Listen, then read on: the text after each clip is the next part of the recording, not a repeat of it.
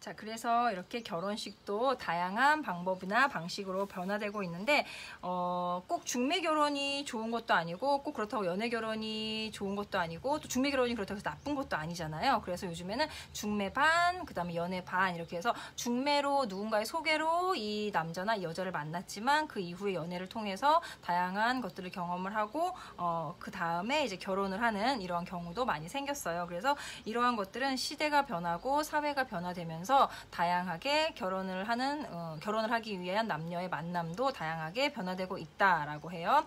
자, 그래서 한국에서는 요즘에는 보통 남자는 양복을 입고 여자는 웨딩드레스를 입고 하는 결혼식을 진행하고 있는데 한국에서 이렇게 결혼을 맡아서 진행해주는 사람, 신랑 누구누구는 누구를 얼마나 사랑하십니까?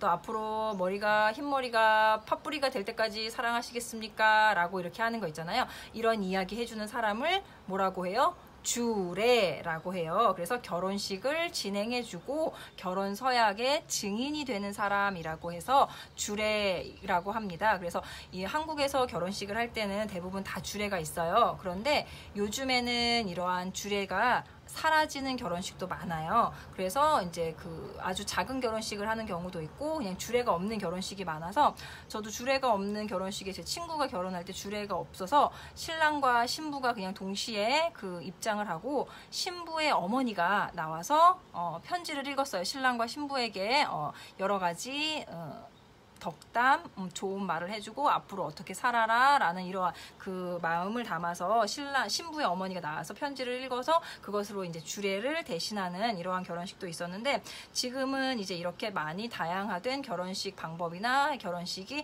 변화되고 있다라는 거, 이러한 것도 사회가 변화되었기 때문에 생겨난 거죠. 그래서 예전 같은 경우는 모두가 다 똑같이 주례가 있고 그 주례가 결혼 서약을 하고 그 다음에 이제 결혼식에서 사진을 찍고 이렇게 결혼이 끝나요. 그럼 또 다음 결혼하는 사람이 또 들어와요. 그쵸? 한국은 결혼을 공장에서 하는 것처럼 1번 끝나면 2번, 2번 끝나면 3번 이런 식으로 쭉쭉쭉 연결되어 있잖아요.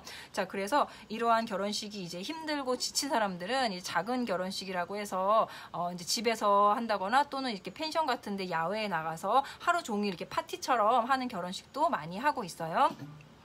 자, 그리고 기본적으로 이제 결혼식의 순서에 보면 웨딩드레스를 입고 하는 결혼이 끝나면 신랑 신부가 모두 한복으로 옷을 갈아입고 패백이라는 것을 해요. 그 패백은 신부가 신랑의 가족들에게 인사하는 자리예요. 그래서 예전에는 결혼을 하면 신부가 자신의 집을 떠나서 신랑 집에 가서 사는 거잖아요. 그래서 신랑의 가족들에게 인사를 하는 자리를 꼭 가졌어요. 그래서 이것을 패백이라고 하는데 이러한 전통적인 것은 아직까지도 한국에서는 지켜져 오는 관습이나 풍습이다라고 볼 수 있는 거죠. 지금은 결혼을 한다고 해서 내가 우리 친정집에 안 가는 거 아니고 시댁 식구들과만 사는 거 아니잖아요. 그럼에도 불구하고 아직까지도 이러한 패백이라는 그 전통적인 문화를 지켜나가고 있다라는 거예요. 그런데 이 패백에서는 신랑의 가족에게만 인사를 하고 인사를 받은 신랑의 가족들은 부모님들 같은 경우에는 대추나 밤을 신부에게 던지고 그 대추나 밤을 많이 받으면 신부가 자식을 많이 낳는다라는 의미를 가지고 있고, 또한 이제 다른 친척들은 신랑 신부에게 돈 봉투를 주거나 또는 이제 덕담, 좋은 말을 해서 앞으로 행복하게 잘 살기를 기원한다라고 하고 있어요. 자, 그래서 이러한 것들로 이제 그 결혼식에 대한 행사가 끝나게 되는 거죠. 근데 결혼식에는 이제 누가 와요? 엄마, 아빠, 친구가 가장 많이 오죠. 내 결혼식이니까 내 친구들도 많이 와요. 그런데 가장 많이 오는 건 엄마, 아빠의 아는 사람들, 그리고 또 이제 친척들이 가장 많이 오고, 또 나의 친구, 직장 동료들을 이렇게 초대해서 결혼식에 가는데, 이제 우리 한국에서는 결혼식에 갈 때 축의금이라고 해서 결혼하는 사람을 축하해주는 돈을 줘요.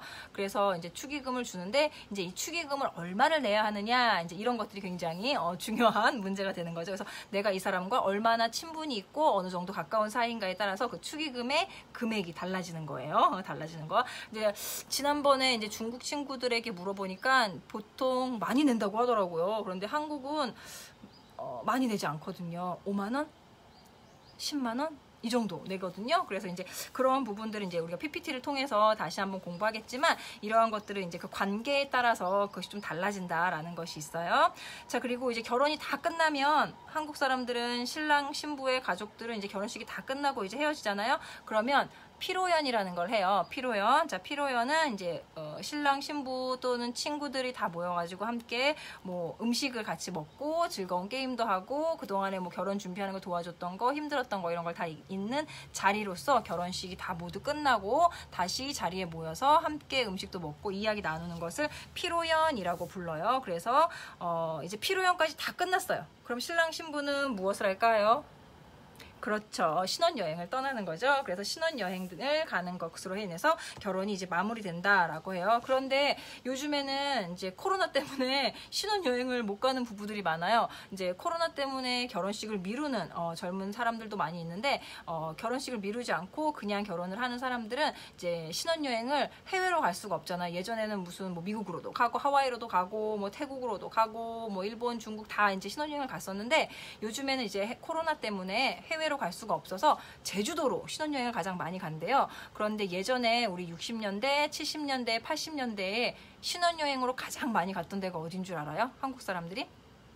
맞아요. 제주도예요. 그런데 다시 지금 2000년대에 와서 제주도가 새로운 신혼여행지로 떠오르고 있다라는 거죠. 그래서 이렇게 신혼여행지도 유행했다나 이렇게 생각할 수 있는데 그것이 아니라 신혼여행으로 해외를 갈 수가 없어서 많은 그 신혼부부들이 지금 현재는 제주도로 신혼여행을 가고 있다라는 거예요. 그래서 여러분 나라에서도 그 신혼여행을 많이 가는 나라들이 있을 거예요. 그쵸? 그래서 이러한 것들이 다 나라마다 또 여러 가지 유행이 있다라는 것을 알 수 있죠.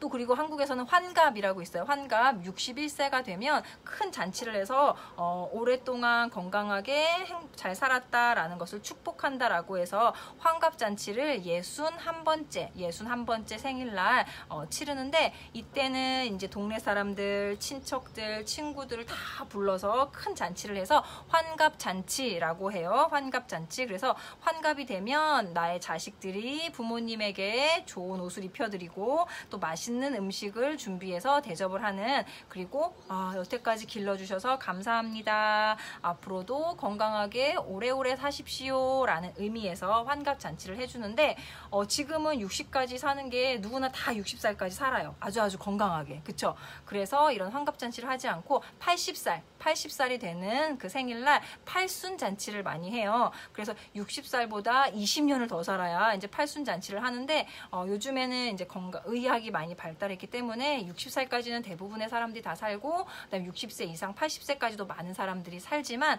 80세가 되면 60세 때 했던 이런 환갑잔치와 같은 팔순잔치를 한다. 지금은 환갑잔치를 거의 하지 않아요.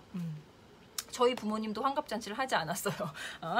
자, 그리고 그다음에 이제는 장례식이 있는데 장례식은 이제 사람이 죽으면 몸은 땅에 묻히지만 이 머리 안에 있는 혼 있잖아요. 사람 안에 들어있는 혼은 다른 세계로 옮겨간다라는 것을 의미해서 죽음부터 땅에 묻히는 시간까지 복잡한 절차가 있어요. 그래서 장례를 시작해서 끝나는 날까지 사람이 죽으면 이 장례가 시작해서 끝나는 날까지 뭐 5일이 걸리는 집도 있고 3일이 걸리는 집도 있어요. 그래서 이렇게 절차가 있는데 대부분 요즘에는 그 장례식을 병원에서 하기 때문에 한 2박 3일 이렇게 이 정도 하고 있는데 예전에는 집에서 장례를 치렀기 때문에 다양한 그 지역의 문화에 따라 장례 문화가 다 달랐어요. 그래서 이러한 장례 문화도 굉장히 한국에서는 다양하게 지역별로 나타나고 있다라는 것을 볼 수 있고 이것은 이제 우리가 PPT를 통해서 한번 보도록 할 거예요.